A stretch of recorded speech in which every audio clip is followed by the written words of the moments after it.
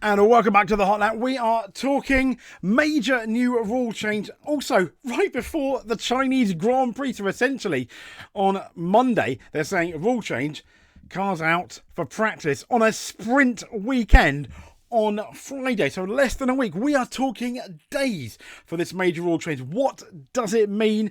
Who is it going to affect? I guess the clue's potentially in the thumbnail. But, oh my.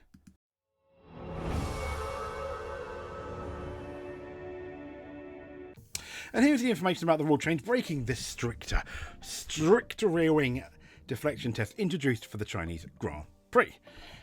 This is on the Twitter.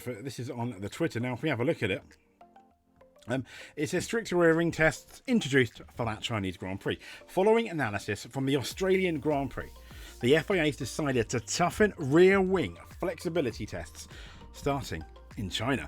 This is the update to 3.15.17. Essentially, when 75 kilograms of load is applied to the rear wing, the slot gap must not vary by more than 0.5 millimeters instead of 2 millimeters, with a temporary 0.25 millimeter tolerance, especially for Shanghai. How nice are they? So footage analysed from the Australian Grand Prix apparently showed enough deformation to justify stronger controls. And this is going to be enforced after Melbourne. All cars in Melbourne, though, passed the previous static tests and were deemed legal. So why now? This is what I don't understand.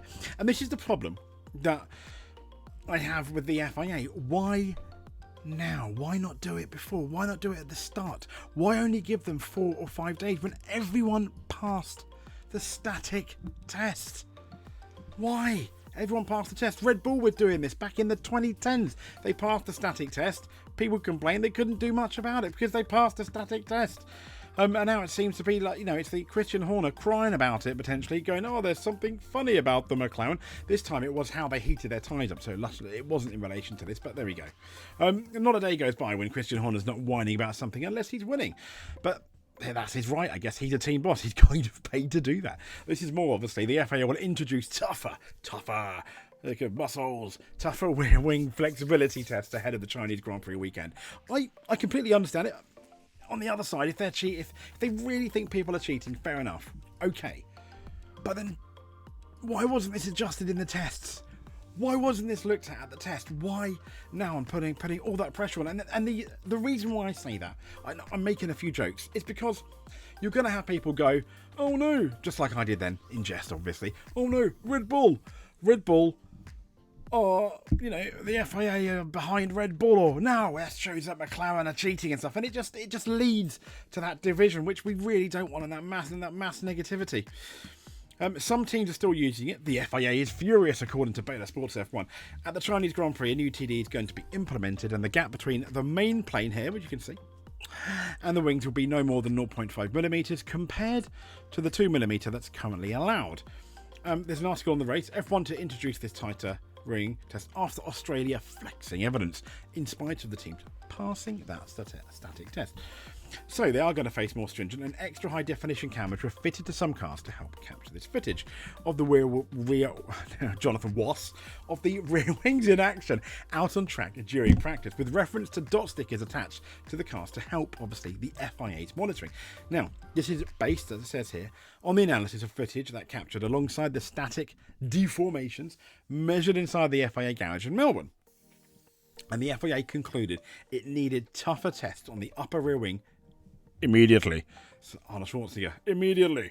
I can't do an impression. Sorry, as reported by Auto Racer. The FIA also has already introduced what is tighter restrictions on wing flexibility for 2025. Now, the slot gap is the distance between the main plane and the flap of the rear wing. It's not allowed to be more than 2 millimeters. They've allowed a tolerance of 0.5 millimeters. There we go, the slot gap's obviously there, creating what a lot of people have suggested is mini DRS. Now, given the short notice of tighter restrictions, teams were only informed on Monday after Melbourne, and that a tolerance of 0.25 millimeters will be added to the limit, theoretically making the actual figure 0.75 millimeters for China only. It will be 0.5 millimeters thereafter. So the FIA clarified that all teams tested in Melbourne were found to comply, there you go, with the article. They were deemed legal, and their move to tighten up this rear grip on this flexibility comes against the backdrop of fresh suspicions I can't talk. Fresh suspicions about aero elasticity tricks this year. I mean, this was all the rage last year. Red Bull, during pre-season testing, was particularly unhappy. Surprise for some, maybe not so for others, about the behaviour of the rear wings, because they were experts at it in the 2010s on other cars. As it's suspected, some rear wings were flexing too much and manipulation on the slot gap was taking place. So the rearing of the Mercedes was captured rear and appeared to flex back on the straights, while slot gap expansion spotted in some cars appeared to mark the return of a mini DRS. This latter idea popped up in the latter stages of last season, obviously when McLaren used this mini DRS to help Oscar Piastri potentially win that Azerbaijan Grand Prix. Now, following complaints from competitors, McLaren agreed to make modifications. Fair play. Now, in a bid to prevent teams exploiting this area, changes were made to the technical regulations for this year. And there was also, as well as a clear regulation that stated the DRS bodywork position could now only be either be in the open or closed state, so cannot be flexed to be in the states where it kind of like moves around, potentially giving you an advantage. Those tweaks, though, do not appear to have been done enough to prevent teams still trying to push the boundaries. That's what they're going to do. Every team worth their salt has pushed boundaries, whether you like it or not. Pierre Wache told the race pre-season testing that despite the FIA's best efforts, some teams still appeared to be exploiting this area. Yeah. Now, obviously, Red Bull are pointing fingers, but wouldn't you if you think teams are, potentially exploiting the rules? I completely understand. Red Bull also, though, I'm not saying they're hypocrites, but they're the same team that have admitted to exploiting the rules before. They admitted, for example, to putting water in the tyres until it was illegal. They did have a very flexible front wing, I think, back in the 2010s, which I've already mentioned, but it passed the test. Anyway, he said, it is still going on, he said. I think Ferrari and McLaren are doing the mini DRS stuff still. Other teams have suggested that observation of Flovid's paint on rear wings of some cars had also hinted at unusual behaviour taking place in how the rear wings flex at speed. Now, beyond the issue of rear wing flexibility, the FIA is introducing even stronger tests from these at the Spanish Grand Prix.